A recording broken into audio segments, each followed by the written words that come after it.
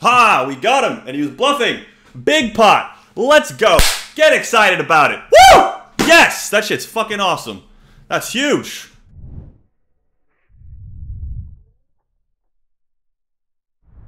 Alright guys, getting into a bit of a spot here right off the bat. I think we're just gonna 5-bet rip it in against the cutoff with the queens here. Try to win a race. It's a good start. Got him dead. Gotta fade the chop. Ooh! Ooh! Ooh! We win them both. We win them both. Starting off nice. Starting off nice. Did just take that down with a little bit of a check raise there as well. Could have jammed, could have made it smaller. I don't know. I think it's pretty good to just go with like range c-bet here. Like I think it's probably a good idea not to do that, but I don't think it's bad to do that. So, and if we were shorter, I'd definitely 3-bet the flop here, but I think I'm comfortable calling at this stack depth. It's a close spot for me. So we're getting like really small bet sizes now, which don't really make much sense to me. So unless this is like some kind of block. Doesn't really make sense to me with like the types of hands he can have. He doesn't have pocket queens, so sizing choice doesn't really make much sense to me with like pocket sevens. It seems more like king queen that's barreling, and or like thin ace x or something. And I think I just need to build the pot against whatever that range is going to end up being ultimately. Here, I think 4-bet and call are both. I prefer to call. Made a 3-bet here with a7 suited, took it down. Gonna call. Don't think I do much raising here. Don't think there's much to think about. We're running pretty fucking good right now. This is like a weird 3-bet. I'm gonna 4-bet here, but this is kind of freestyling a little bit. I'm just gonna call. Fuck it. I was gonna 4-bet, but like this isn't. Like, I don't know if this is the type of hand I want to 4-bet with. If I had a suited hand, I would do it more. I'm gonna fold here with a lot of hands, like some king x and stuff. But I think that this hand drawing to the nuts makes it more difficult to fold. Over here, I think I'm just gonna call again. It's a shitty river. I think that doesn't really need to be explained. So I'm just gonna put in a big bet over here. I don't really think it makes sense for me to bet like real small. And I'm just gonna show this down. I think I understand that like this is like probably a pure bluff, but like this whole spot just feels fucking weird and just feels like he has ace-5 suited that doesn't fold on this run out. So, oh, and we show down with the best of it. Oh my god, I'm the worst. Over here, I think we just click.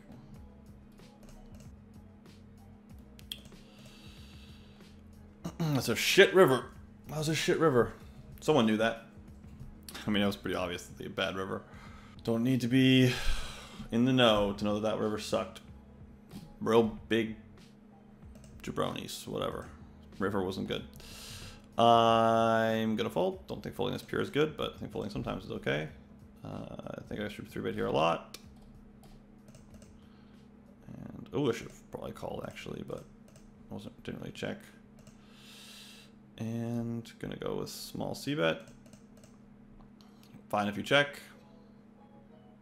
We don't have any folds here with pairs, so it's pretty easy. Whew! I told you we were running good. I told you we were running good. Come on. Come on, this is the flop you can check sometimes. This is one of the flops that I get to put in 2-bets on, so I get to raise sometimes. Against that sizing choice, my raising frequency drops pretty dramatically. I switch to basically call fold as a counter. I think this is a good raise. This is a good bet size, but it basically freezes me a little bit. It's a shitty turn. Shitty enough for me to check. I don't mind betting small. I actually think betting small is pretty good. I was going to check, but I changed my mind. Like we...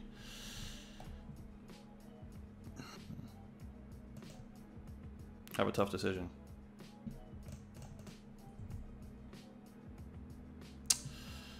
Yeah, that might be too thin, guys. Oh, that might be too thin.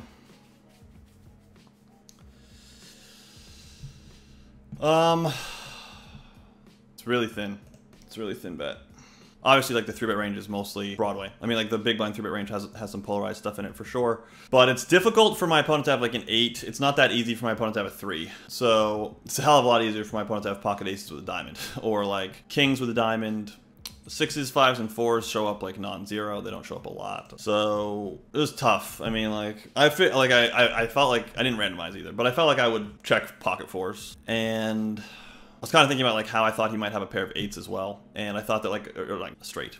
So I thought a straight would be like 7-8 suited. I make that kind of hard. I didn't think what I didn't think a straight would be is I didn't think a straight would be like 8-5 suited or 8-4 suited. So that means my sevens, like I do take out like 7-8 suited, which is pretty nice, I think. So whereas like if you have pocket fives, you don't take that out, and you're like you're not going to block 5-3 suited either. That's not going to matter. So it felt like and I really was trying to figure out like which set to go with, and I was just like, I think this is the set I have to fucking jam, and like, so I jammed. But yeah, like it's still thin as hell, and it still might suck. So maybe we look this one up after. Maybe I even look this one up in a few minutes, and like we just kind of chill. I might do that. Like I'm not that good at this format and like stuff. So because I'm not that good at it, stuff bothers me more. I might have to look it up now. Like the more I'm talking myself through this, I just want to look it up. I think I'm gonna look this up. I think we're gonna sit here and talk for a few minutes, do a Q&A, and then get back into it. So here we defend a 3-bet with sevens. This 3-bet's really small. Full percentage is actually like pretty high here out of position, but I'm not gonna be able to fold this. I can fold this now, so. I have pretty good suits for betting into the button here. Diamonds typically bets the flop, so I'm gonna check fold turn here pretty clean. All right, guys, I've got some pretty incredible news. We have brought all one-off videos on BBZPoker.com down to bundle level pricing. That means $10 a video.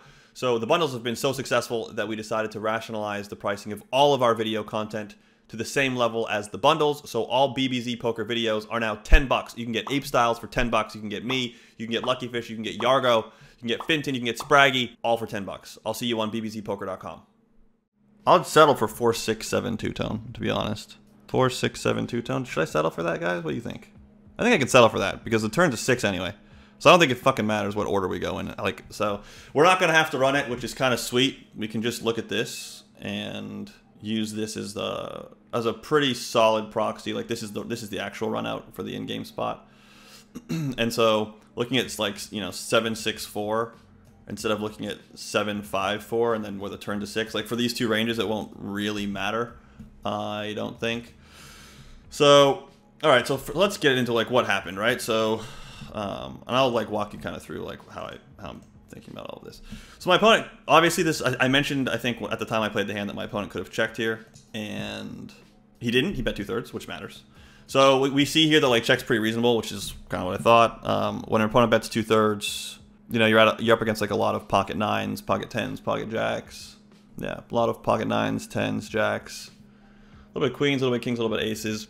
PSB is in here, and PSB would be like more 8s. My opponent might have like one bet sizing strategy here. That's possible, but this will be balanced. It'll be a balanced way to do this and solid and all the rest. So I'm just going to look at this because I kind of want to get back to playing. I mentioned like once my opponent bets larger on the flop that I was going to play call fold. That's not that good, but it's not that far off either. I mean, like the raise percentage is quite low, which is not surprising. Like when an opponent uses a really large bet, like if we had our opponent pot it here. Actually, that's a really high raise percentage. That's surprisingly high, to be honest. I guess I'm just getting too good of a price now. But yeah, like 7s doesn't raise. And if my opponent pots it, because my opponent went maybe a little bit bigger, 7 still doesn't raise.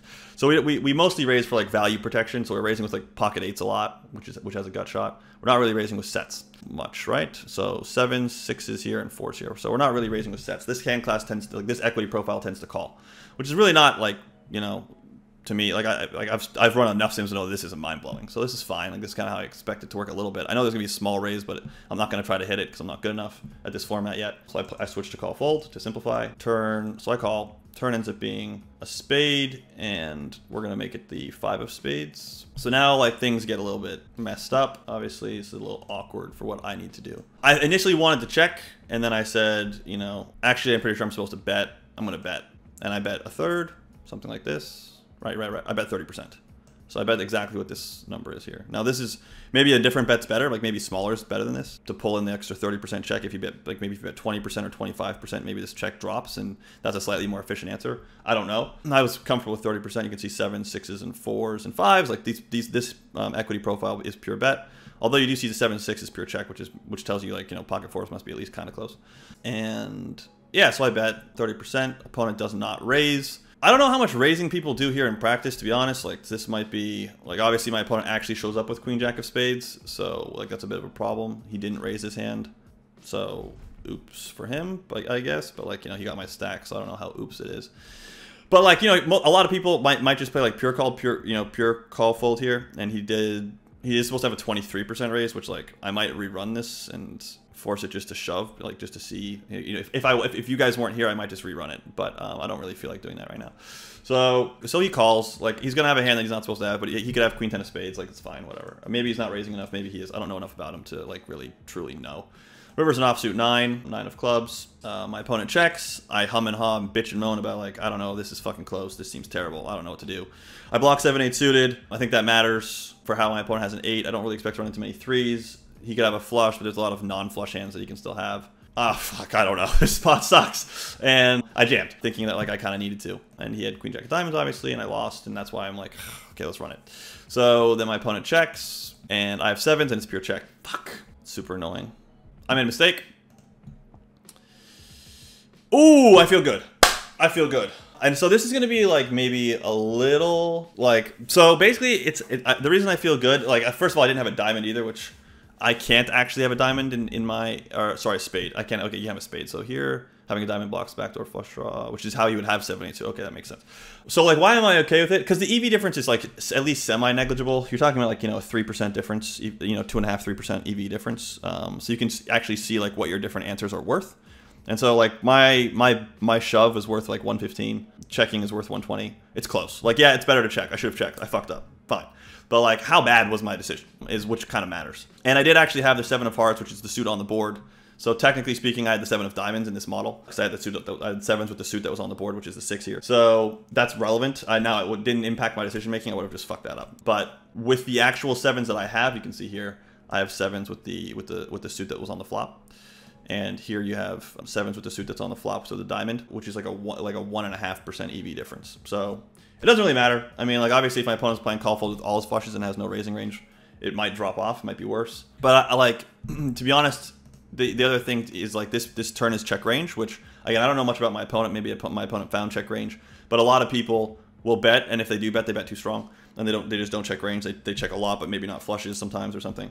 So yeah, like I'm comfortable. Like it wasn't that bad. It was close, and it did feel close, and checking's better, but again, it's like a 1.5% EV difference. It's not like, holy shit, you suck bad. And I just want to see like the EV difference with 4s. Actually, 4s is still pretty good. 4s is actually better. So like how I'm thinking about this is bad. I wonder why that is. So let me just see where the calling range comes from. Like, what do I lose to? I do lose to some 7-8 suited. So why is 4s better? Oh, because he has 7-6. Okay, fuck. Yeah. So, like, I was right that I blocked 7-8 suited. Like, and I was also right in my head. I was like, I don't know if that matters much. But I didn't say that. But I was like, I blocked 7-8 suited, but I don't know how helpful that is. That was true about my shove. But my shove also blocks 7-6 suited, which is a big part of the calling range. If you actually look at this, like if you look at the suited hands, as far as suited hands that I beat, these are flushes, right? So as far as suited hands that I actually beat, the only suited hand that I beat is 7-6 suited. That's the only suited hand I beat. And like, there's not many offsuit combos in this range at all that call. And then these are the pairs, right? So up here. So, and these are like, this is obviously like a relatively narrow range in terms of the total number of combos in it. Like you can just tell. This is so the pairs are 6, the suited hands are 4, the offsuit combos are 12. There's no offsuit combos, so not a lot of combos in this range. Like the pairs are fractionally calling.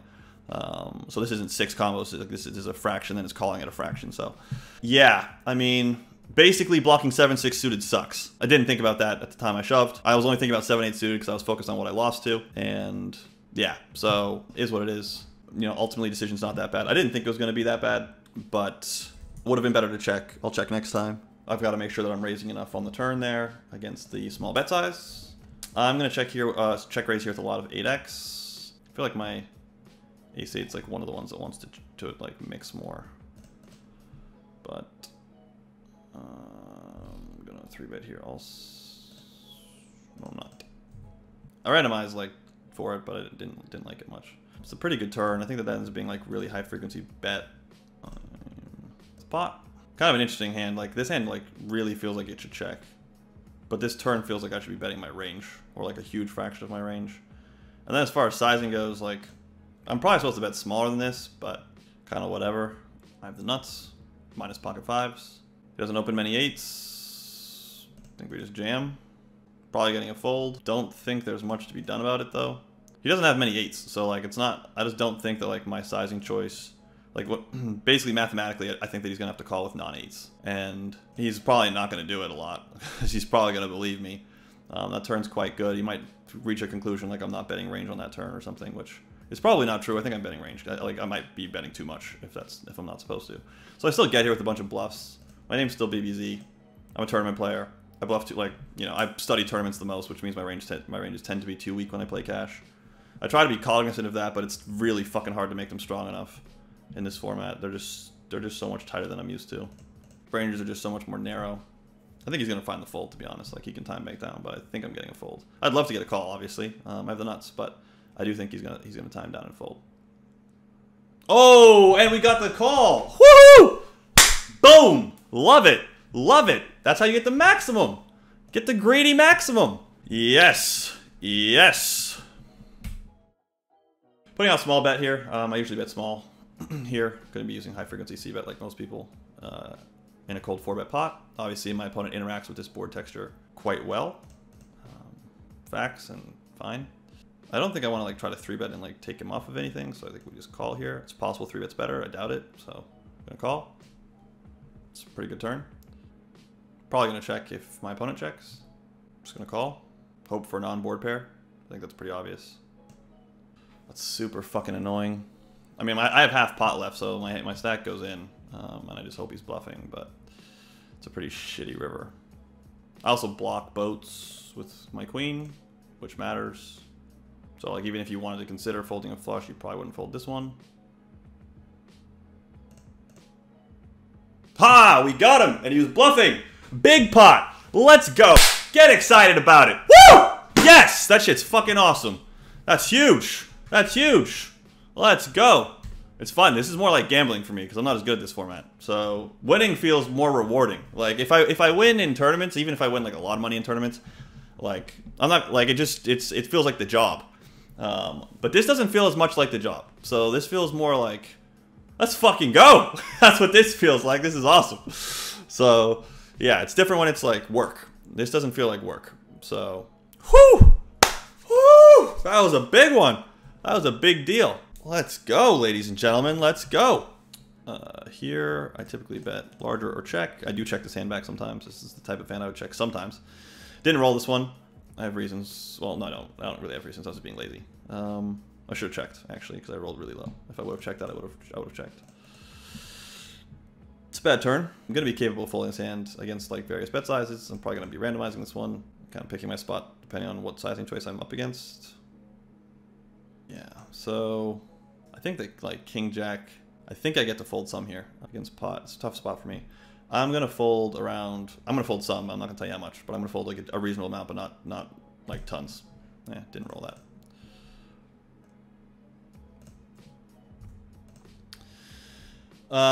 Raise small blind, C-bet flop, barrel turn, gonna double float. It's gonna be tough for me not to get the stack in, guys. Here I would have 3-bet if I rolled high enough, just didn't roll high enough. Here my opponent has boats, my opponent has trips, my opponent has flushes. I think it's gonna be difficult to like try to go for like some huge sizing. So just gonna go with this. I am going to be paying off jam. I don't like paying off jam. I'm going to be paying off jam anyway with an ace high flush with an ace high flush on with the ace. But like I'm not good enough to like.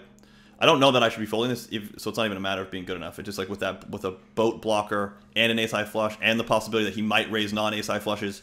I don't feel like I should be folding, and so I wasn't going to fold. Here I'd love to raise. I don't think it's good though, so I won't. Maybe that's just being a super nit. And fold. 1 second, I just want to see. So this is the number for today. 400 hands, 2,000 bucks. Thumbs up for me. Love it. Thanks very much for hanging out. Like I mentioned earlier, guys, the BBZPoker.com charts. We've got Spinningos, cash games, MTTs. We've got it all. You can get all of those different, those different spots for 20 bucks a month. Very cheap. everywhere else they're more expensive, essentially, is my understanding. My team, like me, Yargo, like we all have input on what those ranges are. Way, our cash game guy, so things should look pretty good, and we will fix them when there are mistakes. There are always mistakes, but we'll fix them when there are mistakes. So we've got charts, Yargo's final table bundle. Make sure you check that out. Yargo's final table bundle. Obviously, there's the BBZ Poker bundle. If you haven't gotten that yet, make sure you head over to bbzpoker.com. Get the BBZ Poker bundle. That's for tournaments. We've got $10 videos. We've now got $10 videos with cash games. So our coaches have got $10 video, like $10 cash game content, where they're coaching me. They're better than me at this format, so if you like the way I play, they think like they use a very similar structure to how I think and how they explain things, but they're better at it in this format. So if you like what I'm doing, go to bbzpoker.com, get the $10 videos. They're going to have bundles coming very soon, so make sure you check those out. And yeah, as far as on the MTT side, there's $10 videos with me and Lex. I think me and Parker. There's just a bunch of new $10 video content on bbzpoker.com. It's all from the last couple months. So if you haven't been there, make sure you head over. And yeah, like I said, thanks very much, guys. I really do appreciate it. And I told you guys I was going to be back with more streams. I'm going to try to just hang out a little bit more often. So yeah, thanks very much, and I'll see you soon. Bye.